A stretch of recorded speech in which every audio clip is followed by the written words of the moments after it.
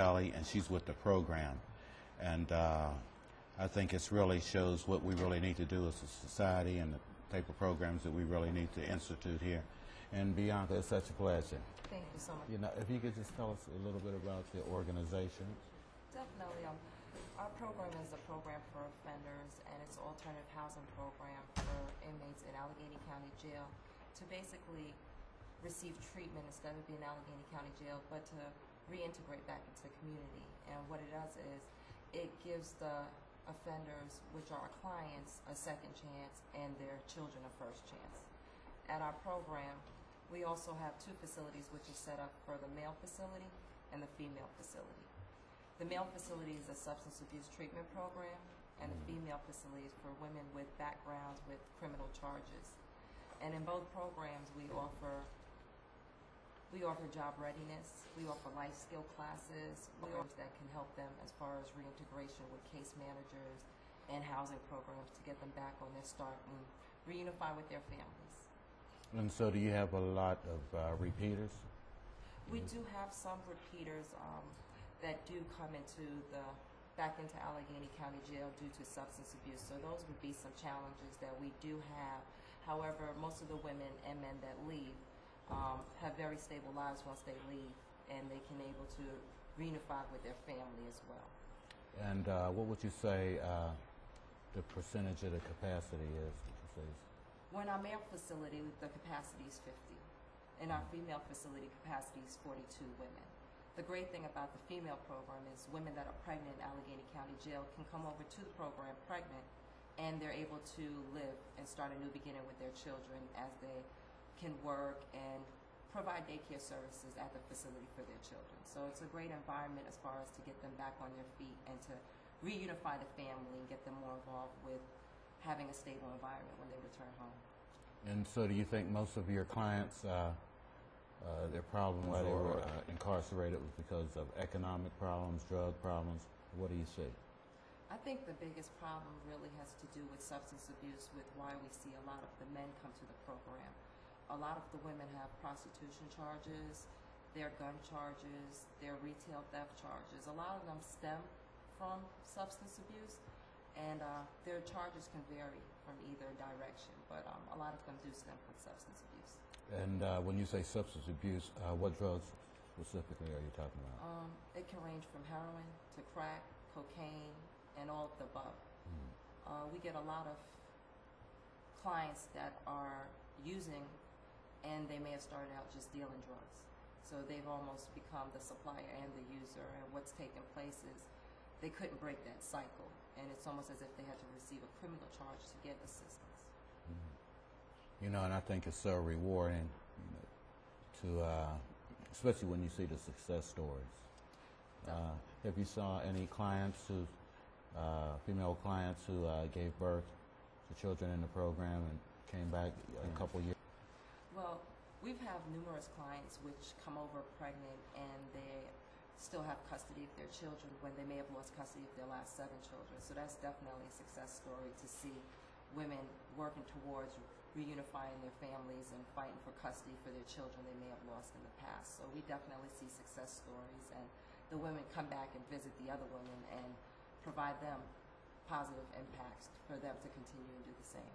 And what age bracket would you say? The age bracket would vary between 18 to 75 right now as far as clients that we currently have at the program, but anyone that's in Allegheny County Jail would actually be able to come over to the program.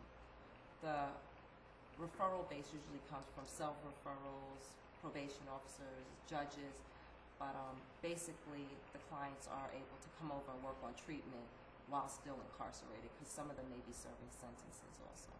So is it a 24-hour facility? It is a 24-hour facility. And so they can't stand out on the weekend or night or anything? Well, part of the program is that we make sure the clients are set up with treatment for our female facility. Our male facility, they have treatment in-home.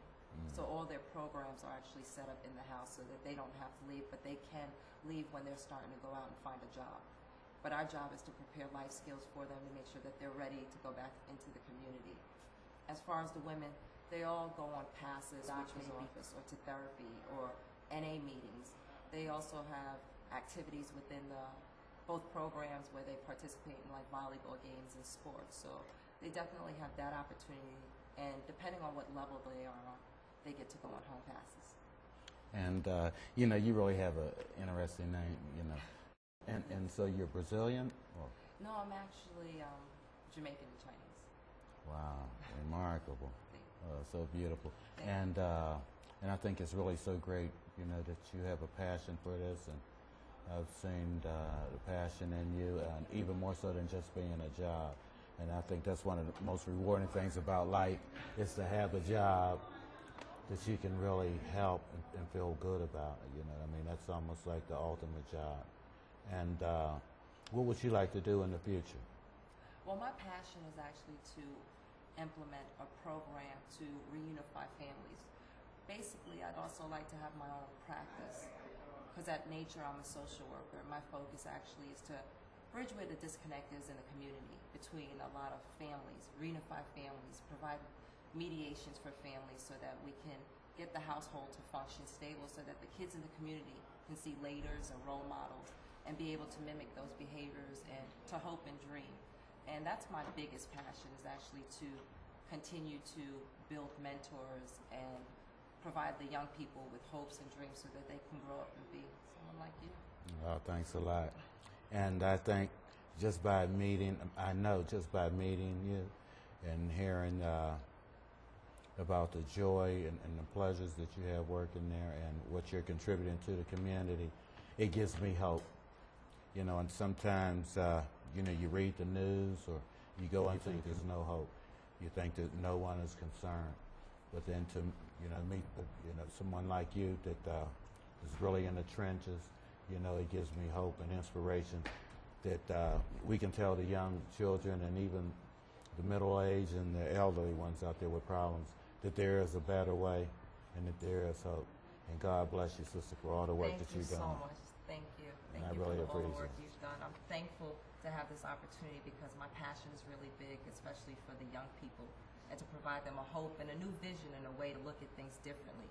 But to look at the decisions you make in life do have good consequences and bad consequences, but you have control of that.